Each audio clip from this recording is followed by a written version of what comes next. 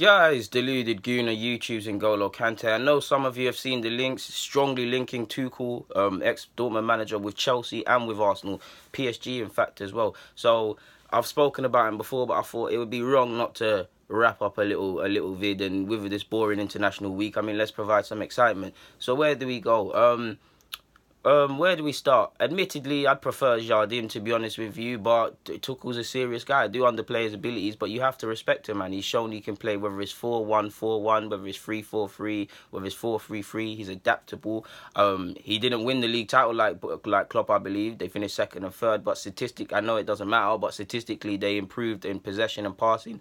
That shows they're two components that key with his philosophy. Arsenal, for obvious reasons, the same. He's someone that loves the pressing game.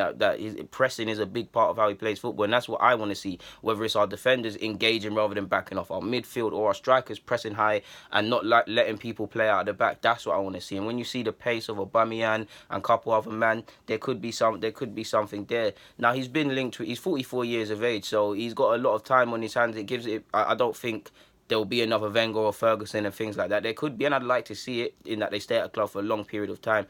But he's 44, so on that basis, you never know. He's got the time and the energy and youthfulness to be innovative, to push the status quo, to think, rather than say I think outside the box, to think inside the box, to be different. Like, he's got a lot. Now, there's several links. Allegedly, he's turned down Bayern Munich. They were a lot of chairmen and people and near to Bayern Munich have been courting him and bigging up his praises for the last couple months. Now, allegedly, he's turned them down because he's moving to a foreign club. The press are linking him with PSG because they want to get rid of their manager, I believe. It's not just him that's being linked with PSG. Enrique and all of them, man, they're being linked with it. I mean, a chance to join PSG. There's excellent youth players, which he's very good at promoting youth players and working with youth players. You look at the young Dortmund side, he had, for example, he's worked with the likes of Schürrle, Mario Gomez, and Bab Stuber as well, promoting them. So there's the PSG one on top of the money he'd have and the superstars, and his task would then be to get them further in the Champions League. Personally, you can win the champs without winning the league, but if you can't win a league title, how can you win the champs? Fair enough, he's only there for two years, but I have my reservations about that. So he's turned down PSG.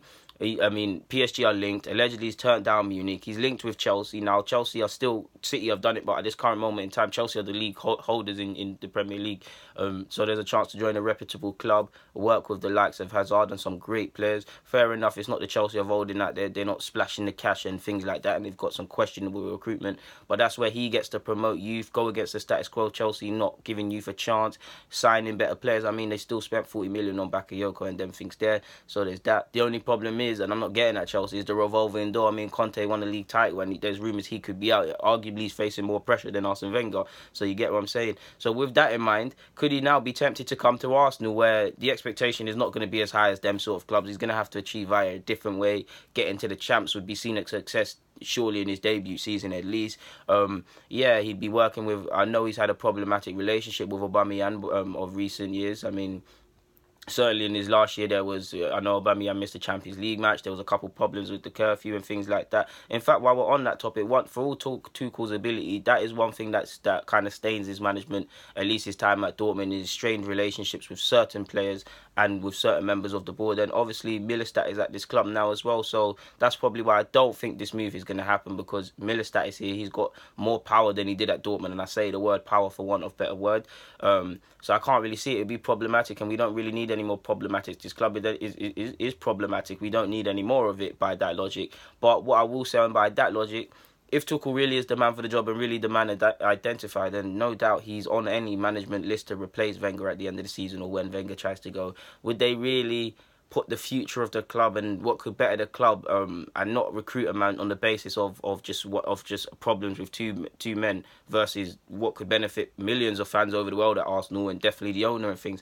I'm not too sure. I don't really think he'll... I wouldn't mind him, of course, but I don't think it's going to happen for obvious reasons. In fact, he's been linked with China as well. I don't think it's going to happen with that. I mean, I see Aubameyang here. I see Millerstadt. I just see a lot of problems. But by that same logic, if he was to come, there's a lot of German speakers. Mertesacker's been taking some under-16 lessons with Arsenal, and he's going to be head of academy. There's German, I believe, a couple German fitness coaches. Obviously, you've got Lehmann there, you've got Mustafi, you've got Ozil, so there's people that will get his work ethic, get his way of thinking perhaps, and things like that. So there's scope to for that sort of thing. One thing that does bug me is that he's got no league title now. Pochettino, I rate Pochettino highly, and Pochettino is praised by this press. He doesn't have a league title. He actually has won. He actually has won a trophy which Pochettino won in Europe, well, a significant trophy in Europe. Well, in a top the European league in the DFB Pokal. He's won that. Poch ain't, so he's one step ahead in that. But that does worry me. If you ain't won a league title, I mean, Arsenal want to get back to winning like league titles. First baby steps is getting back into the champs and get consistency. But if you want to win a league title and things like that, obviously Pep Guardiola never had no league titles before they gave a man a chance. I'm not comparing them, but by the same logic, you might possibly want a manager that knows how hard a season potentially could be when it comes to winning the league title. The pressures, the drainingness, both on the players, on the coaching staff, and on himself, and all of these sort of things. There's nothing to really major in on and hone in on. But I thought I have to give you guys a balanced argument. To be honest with you. So yeah, man, like he could potentially be decent. He spent 5 years at Mainz. He spent 2 at Dortmund. So yeah, I don't think he'll be another Wenger in that. He spent time at Augsburg as well. He actually knows Okazaki and Fuchs, the 2 Leicester boys as well. His recruitment's been alright. I mean, on top of his recruitment, like I already said, average passing and possession was better under him than Klopp. But I mean, Klopp won a league title, so how do you quantify? I know I'd rather be Klopp in that instance. But his recruitment has been decent, and I've got it on a piece of paper. Obviously, he signed Rode, who's decent, and he's gone to Munich, and he's been alright. Guerrero, the left back / centre mid, who I wanted at Arsenal, formerly of Lorient, that he signed him. They signed Dembele. Now, of course, not all of these signings were just him. There's Millerstadt and excellent coaches, but these are just the man I believe that was signed under his time, so I'm bringing them. So I've said them 3. Schürrle, he already knows from his time previously. He brought back Götze, which is so-so. I believe he brought in Castro. He brought in Emre Moore. Hasn't really worked out. Ezak, the young Swedish striker, that could work out. Bartra's left. Moreno's left. Weigel's obviously been a success. They signed Park, which I don't think worked out. So you could see that the majority, he's made I've said about 14 names there apparently.